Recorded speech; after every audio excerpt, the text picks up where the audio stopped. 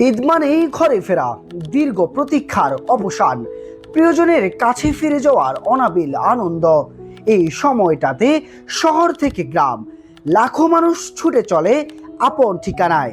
সড়ক, রেলপথ আর নৌপথ পরিণত হয় ঘরে ফেরার ব্যস্ততম পথে।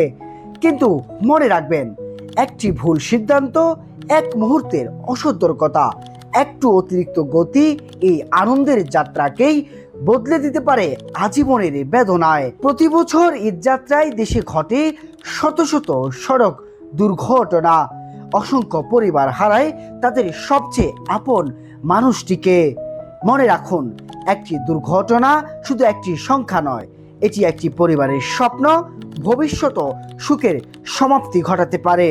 তাই চালকদের প্রতি অনুরোধ, ধীর গতিতে সতর্কভাবে গাড়ি চালান, ক্লান্ত হলে বিশ্রাম নিন, ঝুঁকি নয় নিরাপত্তাকেই প্রাধান্য দিন। যাত্রীদের প্রতিও আমাদের আহ্বান, বাসের ছাদে কিংবা পণ্যবাহী যানবাহনে ভ্রমণ করবেন না। চালককে অতিরিক্ত গতিতে গাড়ি চালাতে চাপ দেবেন না। রেলপথে যাত্রার সময় ট্রেনের ছাদ বা দরজায় ঝুঁকিপূর্ণ ভ্রমণ থেকে বিরত থাকুন। নৌপথে চলাচলের ক্ষেত্রে অতিরিক্ত যাত্রী নিয়ে লঞ্চ বা স্পিড বোটে উঠবেন না। সম্ভব হলে অবশ্যই লাইফ জ্যাকেট ব্যবহার করুন, কারণ একটি নিরাপদ যাত্রাই পরিবারের ঈদের আনন্দকে সম্পূর্ণ করে। নিরাপদ যাত্রাই আনন্দময় ঈদের প্রথম শর্ত।